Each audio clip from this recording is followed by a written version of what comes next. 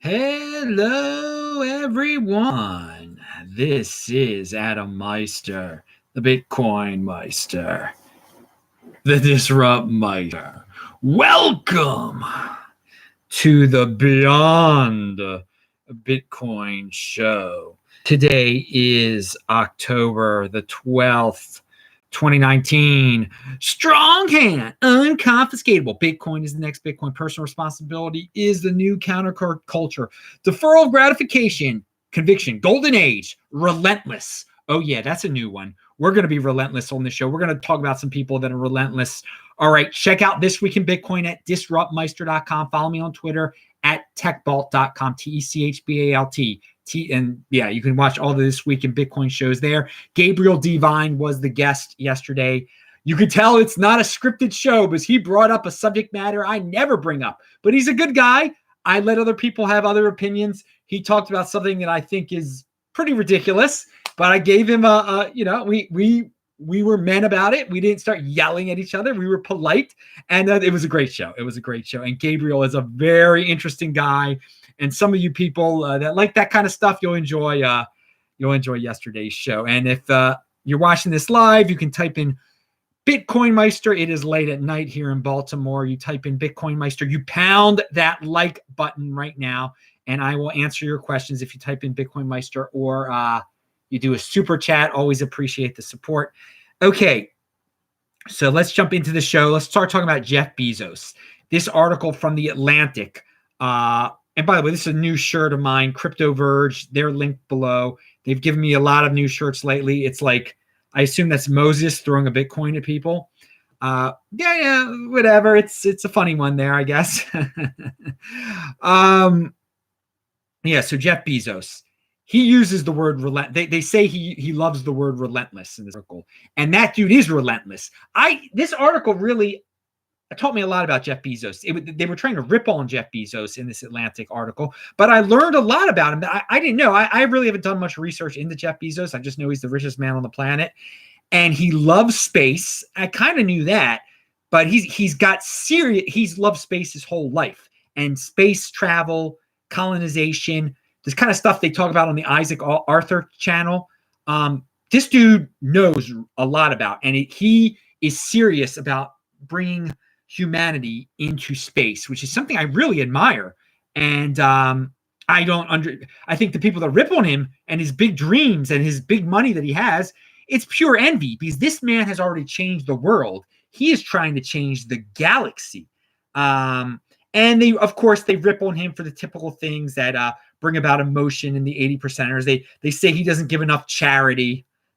I mean, what he has brought to humanity and what he is trying to bring to humanity, he shouldn't give all his money away now. Why? He is spending it on building spaceships. I mean, this is amazing. But yeah, they try to shame him, and I'm going to read you a quote. Once an executive makes it to the S team, now the S team is like his inner circle of executives at Amazon, he remains on the S team.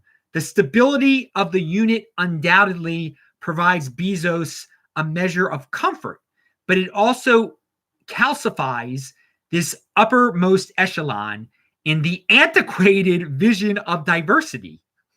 The S team has no African Americans. The only woman runs human resources, nor does the composition of the leadership change much. A step down the ladder. When CNBC examined the 48 executives who run Amazon's core businesses, it found only 4 women. One former team leader, who is a person of color, told me when the top executives hear the word diversity, they interpret it to mean the lowering of standards. So you're trying to tell this critique, this author thinks they know how to run a business better than the richest man on the planet. The richest man on the planet thinks diversity is a joke. The richest man on the planet brings in the smartest people to his inner circle, and he doesn't let them go. He keeps them there. It calcifies. So, yeah, he is an antiquated version of diversity. In your opinion, that's great. He's the richest man on the planet. on the history of the planet, basically. He's trying to bring people off the planet. Okay, in inflationary terms, he isn't the richest man in the history of the planet. That was Rockefeller, I guess. But you get my point. These people that are trying to rip on him, he doesn't have enough diversity. This is the pure example of how you run a business at the upper level. You don't worry about diversity. You get the smartest, you get the best, the people he gets along with, and you keep them there. And you run the best business on the planet.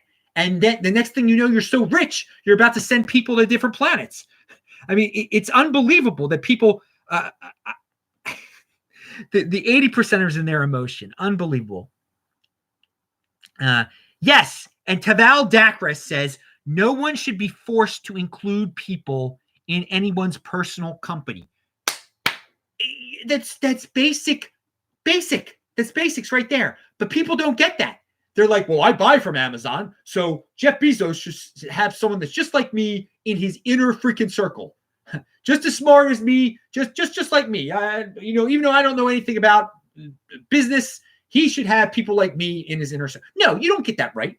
You don't get that right. I mean, does someone tell you what you get to put in your bed? Like, I think you should have a skunk in your bed. Well, that's terrible. No, I think you should have a skunk in your bed.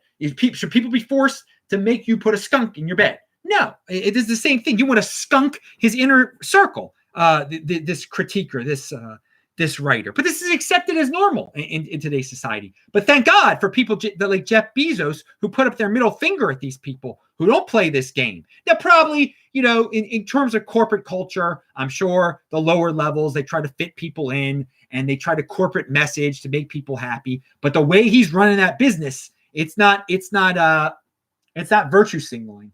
It's not woke, as they say. All right, and we're going to talk about woke capitalism in one moment.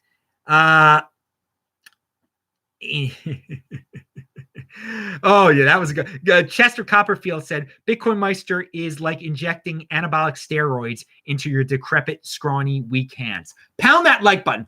That is the truth. If you got weak hands, you watch this show, it's like you just put anabolic steroids in your freaking hands. You got strong hands. You don't even need to talk about the price of Bitcoin. When was the last time I talked about the price of Bitcoin for a long period of time? Who the heck knows? I've been skipping it the last few shows. Gabriel and I didn't talk about the price of Bitcoin at all. Check out that show, linked below. We won't talk about the price of Bitcoin tonight at all, but this is beyond Bitcoin. But we're going to tie the show into Bitcoin. Don't worry. All right, let's get back to the subject matters at hand. We're talking about Amazon. The author complains instead of competing. Yeah, it's easy to complain. If you don't like the way Amazon's being run, you make your own Amazon. You compete, but no. The country, and this is another quote from the article. The country needs to think like Bezos and consider the longer sweep of history before permitting so much responsibility to pull in one man, who, without ever receiving a vote, assumes roles once reserved for the state. Thank the Lord. His company has become the shared national infrastructure. No, it has not. It shapes the future of the workplace with its robots. It will populate the skies with its drones. Its website determines which industries thrive and which fail to decide. So yeah, this author says we should mind his business. We should take away his business. We should try to manage his business. He is bigger than a country. This is of the national. What's wrong with a corporation being more powerful than a country? Get used to it. Welcome to the golden age. So I from reading this article, and read the whole thing. It brings up some good points about him indirectly. I admire Jeff Bezos so much more after reading this article, this virtue signaler written article. It's inspirational that Jeff Bezos has angered them so much that they want to take away his business. And yeah, I say keep on innovating, Jeff Bezos, to the moon, to Mars, wherever, baby, wherever. It's awesome. So let's talk about this golden age. So we got people like Jeff Bezos in the 2020s that want to put people on other planets in the sky, doing all on the moon, rocket ships. He wants to be Jean-Luc Picard. That's why he shaves his head like that, apparently. So there is a man out there that I had heard of named David Sinclair, and I stumbled upon one of his videos. You need to watch it. Lifespan: Why We Age and Why We Don't Have to. And this is a talk at Google, and working toward reversing aging solutions. Okay, right. Working toward reversing aging. Talks of something. Okay, all right. So he wants to. It's complex stuff. He says that they are close to figuring out ways of reversing aging in animals and then human beings. And he talks about something called NMN. He talks about intermittent fasting as something that the man is 50 years old. He looks darn good. So he's learned something from his research, definitely. Now, I don't know about this NMN stuff, but he says one of the things you can do is intermittent fasting, and he personally does intermittent fasting. But he really, there's going to be a complex solution that's beyond intermittent fasting, a therapy they will be able to do to reverse aging. And they'll eventually start experimenting on it.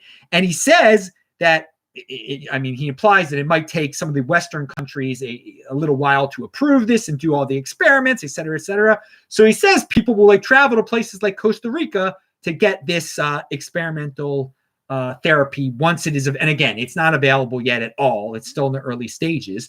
But he says he hopes in our lifetimes that this can come about. Well, and it's just inspirational. So I wish him all the luck in the world, and more than luck, hard work. He's from Australia originally, and he is working on this. And this is a whole new definition of medical tourism when, if this ever, God willing, this happens. Now, I've said to you in the past, one of the reasons you should be a long-term thinker and a long-term holder of Bitcoin and not blow your Bitcoin on a Tesla now is because we're entering a golden age where people are working on life extension. It isn't just this guy, okay? It isn't just this guy. And at some point when it comes out, only the wealthy are going to be able to afford it. Some countries might regulate it, and you might need to bribe someone in another country to get it. And so instead of getting a Tesla today, you might be able to buy your way to live to be 120 and living quite nicely in the future. So it's another reason for long-term thinking, not to blow your Bitcoin wad yet. Just to be as healthy as possible. I'm not just talking about Bitcoin here. Be healthy. Dude, people laugh at intermittent fasting sometimes. I don't think you'll be laughing after you watch this video. You really shouldn't be if you're a long-term thinker. I mean, it's worth it to try the intermittent fasting to keep you in an okay state. So if they come up with this when you're 60 years old, that you'll be good enough to take it, survive it, and start reversing the aging. Who knows? I mean, it's very exciting stuff. And I love watching videos like that. So Google him, look him up on YouTube. There's like a 4-minute video that I didn't link to below. If you just type in his name, David Sinclair, and intermittent fasting, that's there. But this is a longer talk at Google. The first 25 minutes are just him talking, and then they ask him some questions. And it's a good talk. All right, moving on. Yeah. And again, there'll be a lot of people with nothing that'll start rioting, basically, that want this in the future. If this really comes out, people will go wild that they were 80%ers, they blew all their money, and they're not able to afford. Why are only the rich staying young? I mean, who? Well, because we saved, because we planned, okay? You could plan now. This is look ahead to the 2020s, 2030s, whatever. Life extension, this stuff, God willing, it comes in the 2020s, but I'd be more of a realist here and think 2030s and 2040s, but you never know. Jeff Bezos, on the other hand, getting people into space in 2020s, I'm pretty confident about that one. That's an easier thing to do. Getting people into space, what Musk is doing and what Bezos is doing and Virgin Galactic is doing, that's a lot easier than reversing aging. But still, it's quite an accomplishment.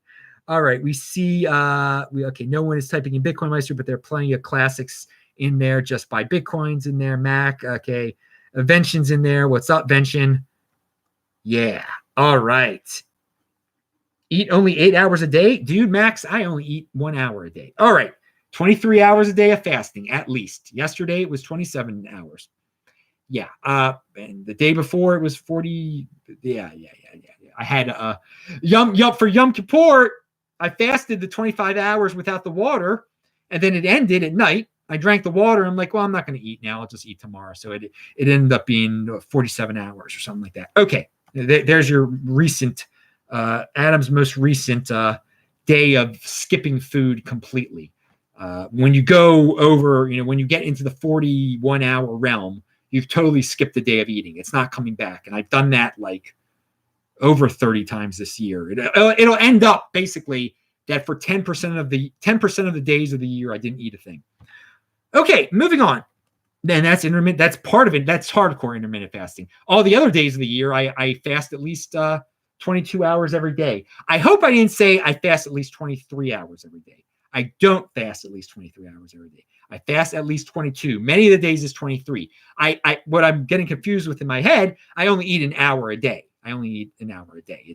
It's an hour, then at least 22 hours off, then about it. It's usually less than an hour. I mean, some days I only eat for like 37 minutes or something like that. I keep track of it. It's not about how short your window of eating is. It's about how long the non-eating period is. Okay. That's what you're aiming for. A long non-eating period. That's what the intermittent fasting is about. Moving on here. Do people like these new shirts? Crypto Verge, baby. Thank you much. Thank you everyone for all the shirts and the support. I have like 50 shirts. Like literally I have 50 Bitcoin shirts. It's wild stuff. And now my nephews and nieces also are going to have some, because by accidentally I was sent some extra small ones. I'm a medium, but there was a mistake. The person who sent them, and then the company gave me the free medium. They sent medium ones. I guess they were free. I mean, everything was free to me in the beginning. There's this extra small ones, and then I hope they didn't charge the guy for the medium ones. All right. Now, but my little relatives, the little Bitcoin Meisters, are going to have their own shirts, their own Bitcoin shirts. How cute! If only their parents would allow them to be on camera with me. My siblings, they're protective of their kids. They fear YouTube. And to tell you the truth, with the freaks out there on YouTube, I don't know if it's appropriate to show some of these. It's a nasty world out there. It's a nasty world. Personal responsibility is a new counterculture. My siblings are very, very responsible with their children, obviously. All right. Moving on. Andrew Yang was on the Eric Weinstein show. And at first he starts it out with a doom type of tone. And if you're running for public office, you do sometimes have to bring up this doom, like, well, things might get dangerous in the next 20 years or 10 years and people are losing their jobs. I see it as opportunity. I see it as a golden age. I don't see it's so government intervention is not necessary, but he's running for president. So he's got to frame it in a way that government intervention is necessary. So I didn't like the beginning, and Eric Weinstein jumps on that doom too.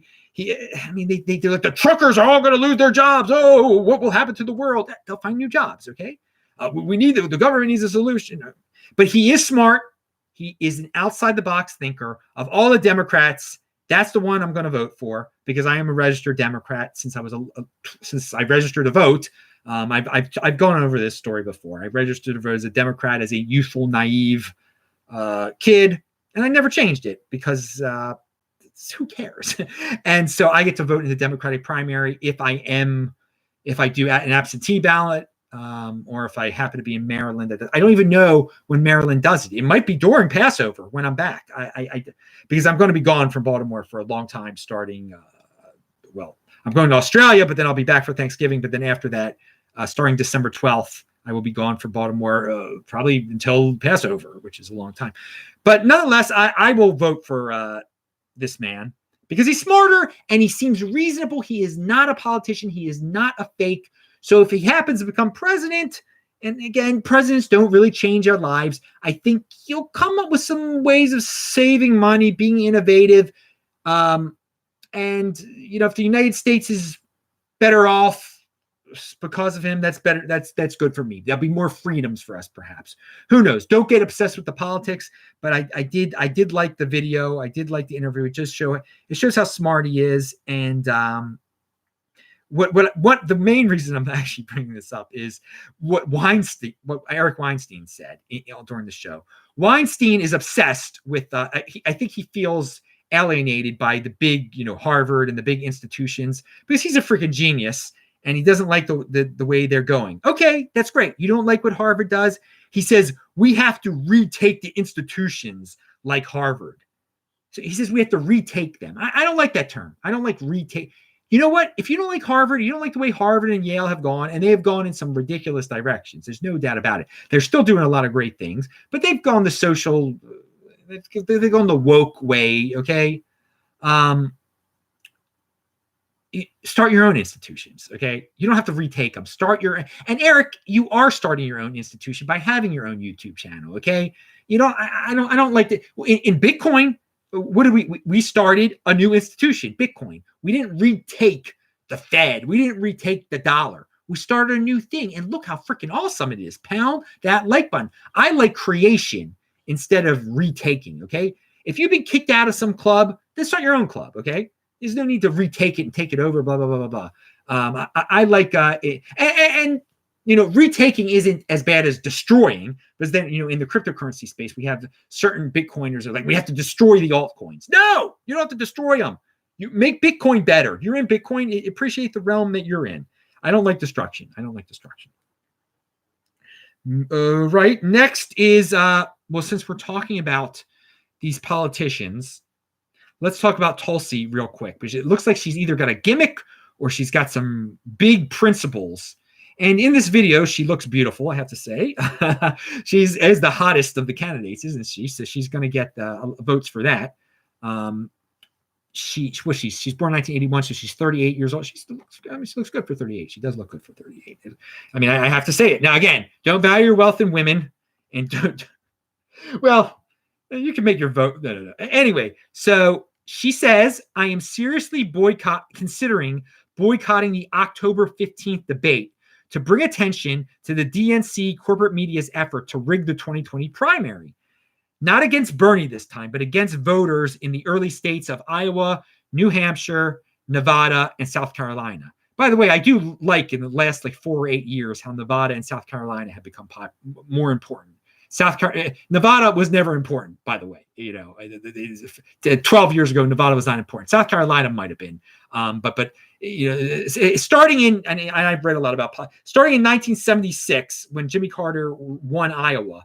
That is when Iowa became important. Okay, New Hampshire was already important, and for the many years after that, it was all about Iowa and New Hampshire. As a little kid growing up, I would hear it on the news, Iowa, New Hampshire. Eventually they threw in South Carolina. Now they've thrown in Nevada too, but it's still in Iowa and New Hampshire. But these other, anyway, I've rambled on too much about those two, but he said so she also went on to say, holding so-called debates, which are not debates at all, but rather commercialized reality television meant to entertain, not inform or enlighten. I love that line. I love that. The debates are not debates.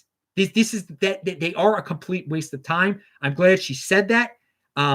They are commercialized reality television meant to entertain. And so most aspects of politics now on corporate TV is commercialized reality TV meant to entertain. So she's not going to stand for it, she says, and because she has been invited to this debate. She wasn't invited to the third debate, but she's invited to the fourth debate, which is the one in October, in a few days, I guess. And so if she didn't show up, that would be very principled.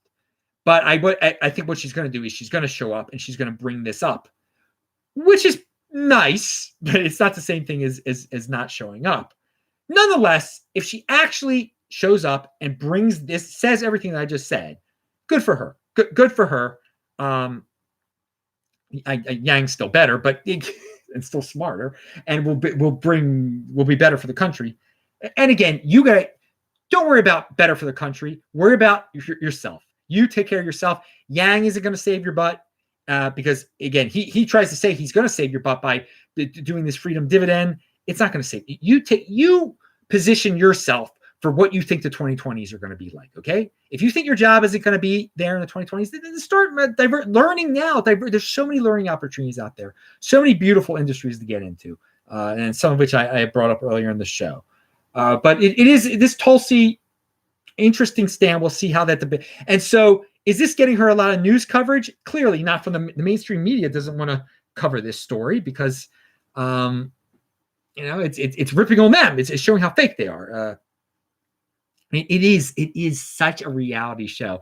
And now the new reality show is called The Impeachment Show. And don't waste your time on it. I hear about it on the Ben Shapiro show. I like his show. I think it's a great way of, if you're going to keep up with politics, keep up with it that way. And that's how I do it. Okay.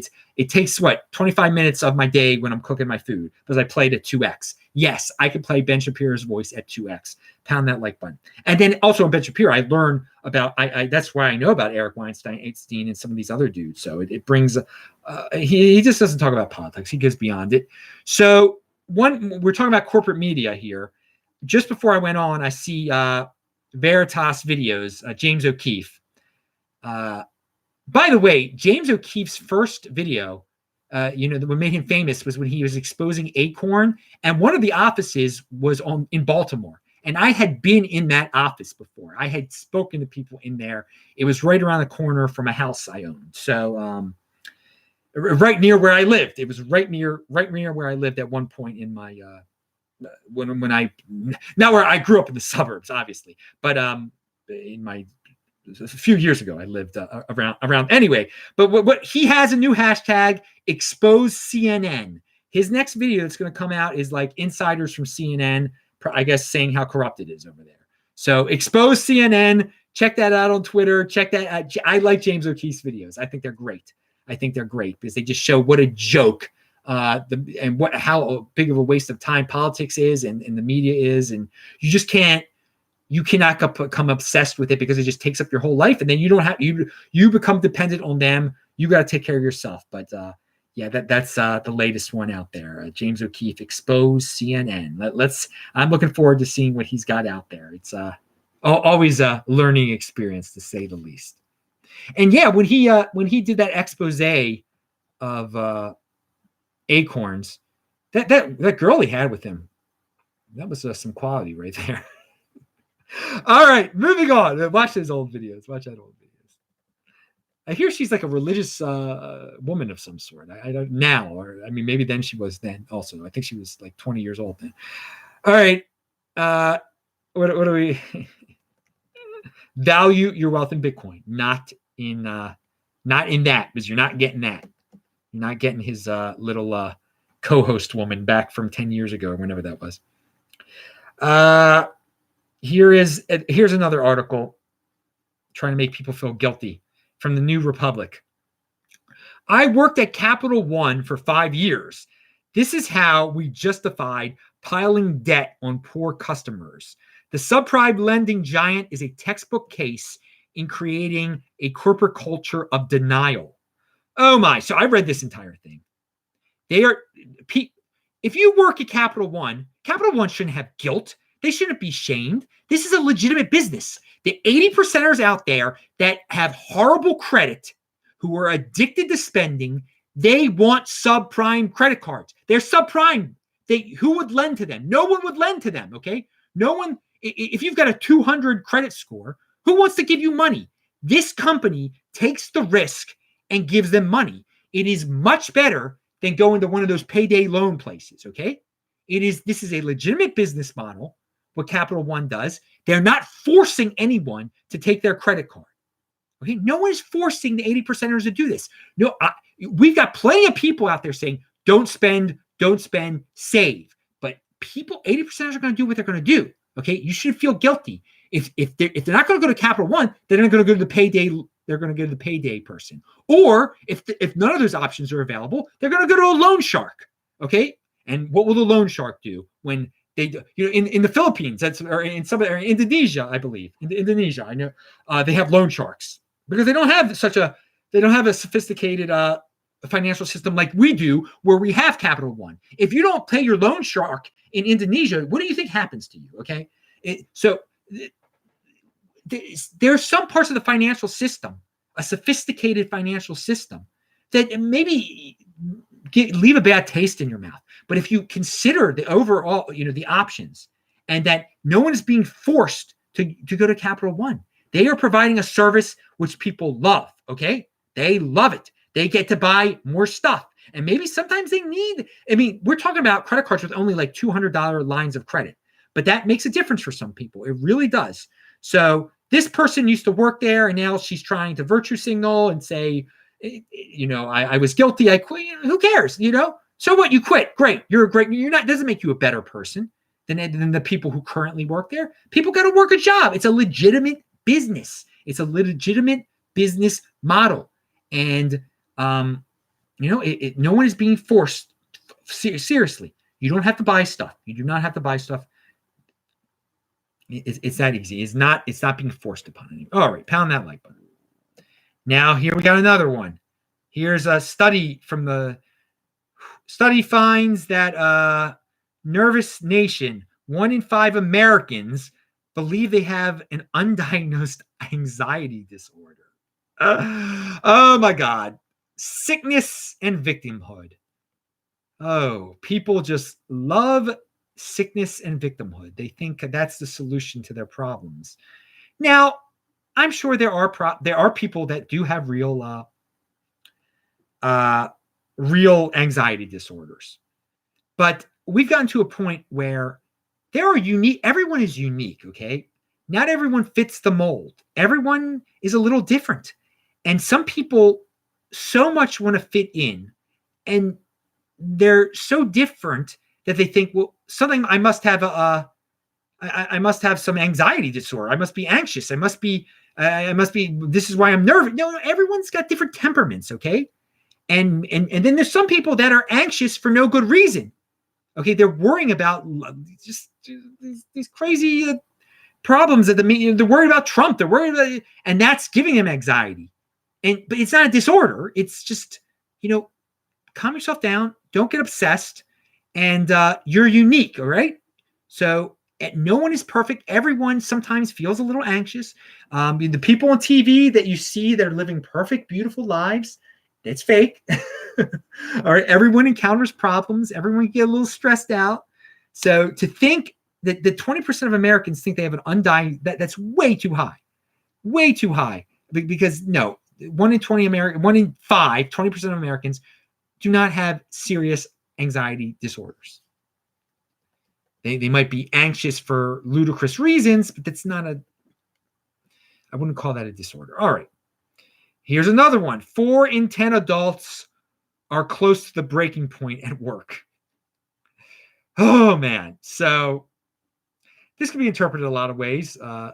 Maybe people should, not try to fit in the corporate culture anymore. Maybe some people are just so spoiled in life that they don't understand that you have to have, if you're going to work at a corporation, you're going to have a boss. You're going to have to listen to directions.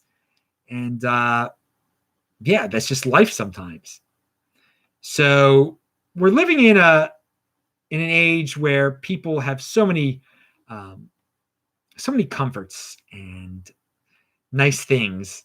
And you can see why they can easily be brought to a breaking point, because they think everything has to be super easy in life. Not everything's super easy in life. And if you don't like your work, you can always leave your work. And maybe that'll alleviate some of your stress. You won't be as stressed. 4 in 10 Americans close to the breaking point at work. Wow. All right. Work for yourself, people. Make that a goal. I don't think you'll be stressed out. I don't think you'll be you won't ever say you're at the breaking point if you're working for yourself. All right. What's this Twitter here? Tweet. Who's this? This is from Clay Rutledge. As I've said before, and is becoming increasingly obvious, woke capitalism is about companies pretending to care about social justice to sell products to people who pretend to hate capitalism. Pound that like button. Retweet that one. I retweeted that one. Let me read it to you again. As I've said before, and is becoming increasingly obvious, woke capitalism is about companies pretending to care about social justice to sell products to people who pretend to hate capitalism. Yes, we got a bunch of people out there that go, "Oh, capitalism is evil," but I need XYZ. And well, since I need XYZ, I got to buy it from an evil corporation, thus participating in capitalism. But yeah, this corporation isn't that evil because they have 3 different bathrooms at their office. It's all an act. It's so funny. And I admire the companies who don't play in that game, who are just like, you know what? We're going to do what we're going to do. We're not bringing politics into this. If you want to buy our product, you can buy our product. And there's a lot of, I think there's a lot of content creators, at least, that are like that, because content creators, their content is their product. So you could be woke and try to fit in and make your product nice for the haters out there, or you can just be yourself and you don't care about fitting in. You don't care about being woke, and you don't care about appealing to the people who pretend that they hate capitalism. All right. What's moving on? We got a Brett Weinstein quote. Not the other Weinstein, but Brett Weinstein. There's Brett Weinstein and then the one I was talking about beforehand. I get them confused. But hang on. Before we do that, yeah, okay, here's Brett Weinstein quote. Compassionate policies require dispassionate analysis. Don't assume that people who engage in dispassionate analysis are deaf to suffering. On the contrary, they take it so seriously, they're willing to go dispassionately at the problem to see if they can address it. I like that. That's like Ben Shapiro right there. Facts over feelings. So there are people that understand the suffering of people, but you don't have to get your emotions tied up in it. In fact, if you are dispassionate, if you can remove your emotions from trying to solve an emotional situation, then you're going to come up with a better solution. And you clearly care. If you're able, you care so much that you're something so emotional out there that you're able to remove all emotion from judging this emotional subject. So that just shows you that dispassionate, if you're dispassionate, you can really care a lot about a subject. All right. From stripper to superstar. This is a headline for you 80%ers up there. From stripper to superstar. Cardi B set to be queen of all media. Now that's a totally 80%. I don't know who Cardi B is. I know she said something controversial once, and she's a rapper maybe, but apparently she's going to become queen of all media, and queen of all 80% media, and I consider it an honor that I have no idea what this headline is about. And yeah, I know about BTC. I don't know about Cardi B. Pound that like button. And there are people who really care a lot about Cardi B, I guess, as she's about to become queen of all media. Oh, those people are so left behind. I mean, they're not wealthy individuals. They are going to be ones complaining in the future. Why did you have the life extension? Why do you have the Bitcoin? But it's funny, man. I don't know a thing about it. But we have to realize that most people understand what that headline means. I don't really understand what that headline means, but most people do. And you should be glad that if you don't know what it means, you're in good shape. All right. But think about it from their perspective. They have no idea what Bitcoin is. They're so far behind, but eventually they will know. So that should give you confidence that since so many people know about Cardi B, so few know about BTC. So you're way ahead of the game. It's still early. It's still early when we're seeing headlines like that. All right. I heard Economic Invincibility use the term Instagram success. And that's defined as I don't have Instagram, by the way, but there are a lot of people that like to go on Instagram apparently and then show their fancy cars, show their fancy hair, their fancy nails, and that is their success. That is success to them. Okay, they can't show a Bitcoin. They can't show that they saved for the year 2024. They can't. That's not that wouldn't be taken well on Instagram. People wouldn't understand what that is. So again, Cardi B is living the Instagram success lifestyle. The people that follow Cardi B, that's the Instagram successors. They judge their success and what they can show on Instagram. Just totally nothing to do with assets. Instagram is not about assets at all. I mean, I'm sure there are probably some people that show their big houses, but are their big houses really assets when they are like completely in debt and underwater on their house? No, if you're underwater on your house, it's not an asset at all. But yeah, I like that term, Instagram success. Bitcoin is not about Instagram success, baby. It's about real wealth. So you can value your wealth in Instagram success, but you won't have any wealth in the end of the day. All you'll have is Cardi B. So pound that like button. And here is a tweet, and a lot of people's problems in life can boil down to this. The worst loneliness is not to be comfortable with yourself. Mark Twain said that, apparently. And yeah, most people don't. Wait, hang on a second. I thought I lost the contact there for a second. If you're not comfortable with yourself, you're going to be lonely. If that having that base layer, you're going to be trying to fit in with whatever is cool out there. And you're going to constantly be lonely because you're not being yourself, because you're not comfortable with yourself. All right. There's a lot of loneliness. There are people out there on Instagram, you think they're living the great life, but they're posting so much stuff that's so cool. And look who they're hanging out with. And they're being people. They're emulating people on TV. They're trying to exactly be like the superstars, but they're not being themselves. They're not comfortable with who they truly are. And again, they're fitting in with the machine, fitting in with the mob. And there's so many people that do that. There's so many people that are not comfortable with themselves, that make these fake personalities for themselves. And so in the end of the day, they are lonely, even though you might think they're not lonely because the pictures they post, they are lonely. So for the people, there are a lot of people that are lonely out there.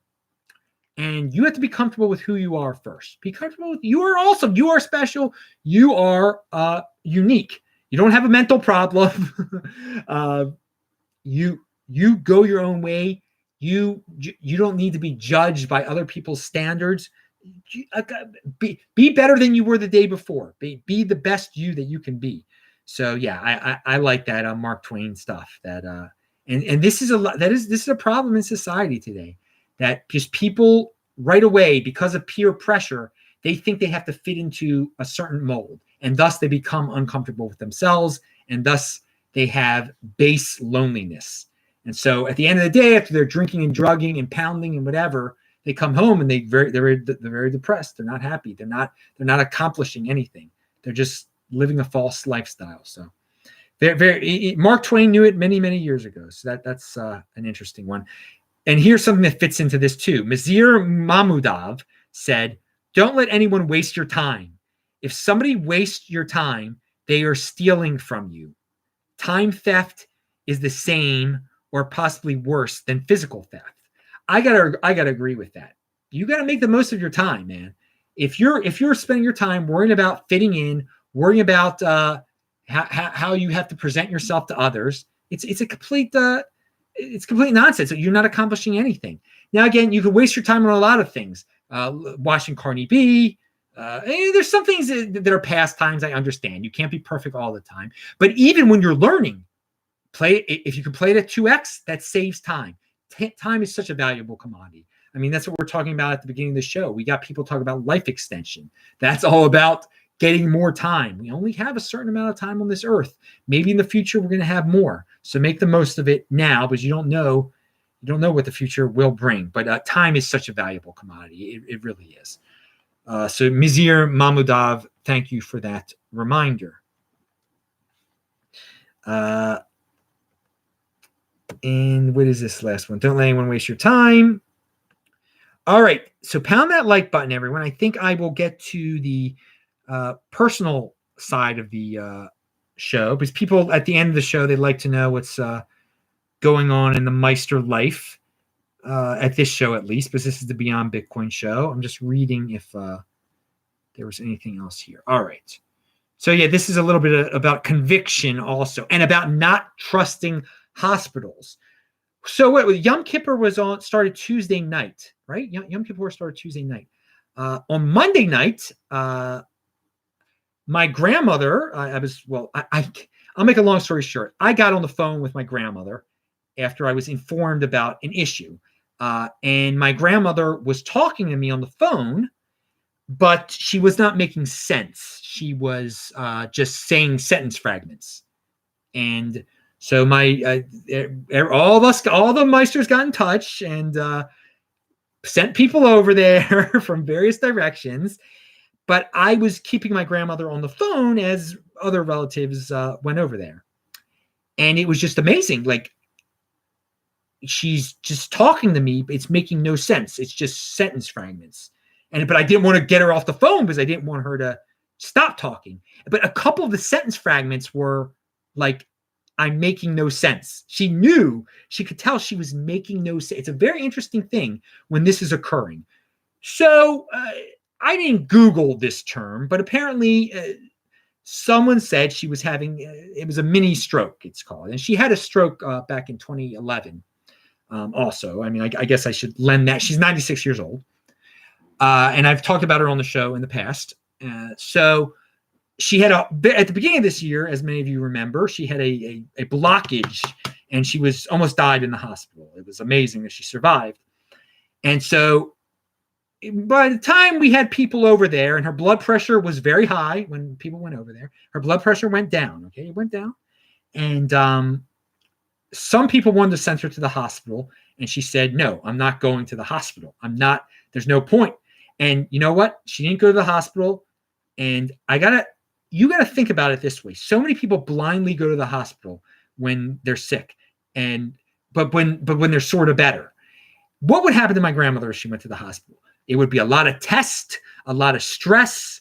And you just had something that was maybe a mini stroke. You want to be stressed? I mean, what's the best that's going to happen to you at the hospital at that point? What's the best? And then what's the worst? Okay.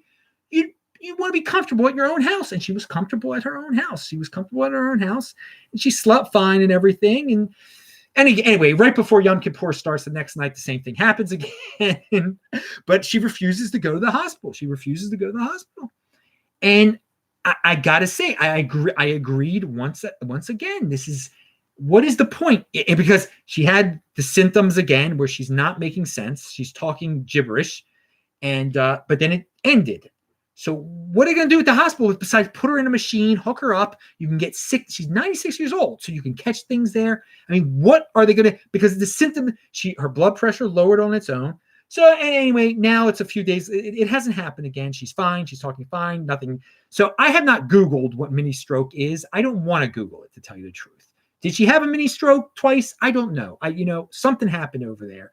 But at this point, this is fine. So a lot of us, blindly defer to authority and think that and there are plenty of times you got to go to the hospital. Okay. Obviously, if you lose consciousness, there's so many times, but as an individual, even as a 96-year-old individual, you can make decisions that are smart decisions that are going to be the right decisions that might not seem logical to some people because automatically go to she's had some bad experiences at the hospital. I mean, people can be killed at hospitals very easily. And they don't treat old people with respect at a hospital. They come in there. She said, I just had a mini stroke. Half of them were thinking, well, she's going to die in an hour. So, they're going to treat her like God. You're better off at your house. All right. So that's a little story, a little health. And yeah, that woman's got some conviction, baby. And again, that's my grandmother. So you can see where I got that conviction from. She wants to, she's a horse, man. She doesn't want to leave. She wants to keep on going. This is when she was so sick in the hospital and they were trying to upsell her on freaking hospice. They wanted to go send her to the hospital. Would you want to return to the hospital after the last time you were there? They were saying, oh no, you should go home and die. You should die. That's what they told her last time, basically. When they say go to the hospice, that means you should die. So you can understand why a person wouldn't want to deal with that again. Are they going to say, oh, you just had a mini stroke, you should die again? This is so I admire her a lot. That was great. That is a conviction for living there. So one other thing, everybody knows that on this Thursday that just passed, Thursday was the last day of saying Kaddish for my father. I said I went to synagogue every single day.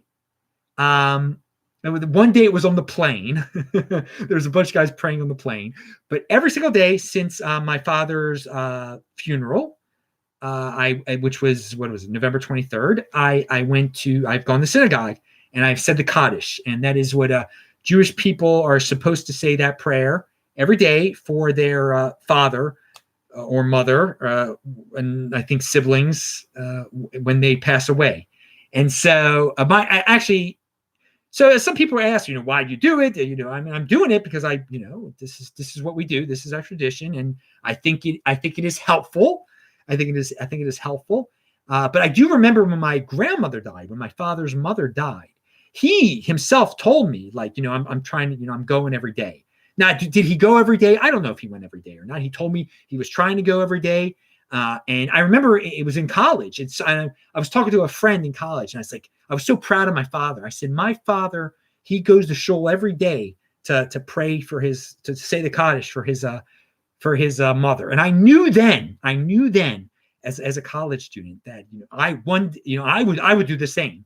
And I did do the same. I did it. And that's conviction. That is definitely conviction. All right, everyone. Pound that like button. I'm Adam Meister, the Bitcoin Meister. Check out the links below. I'll see you later. Bye.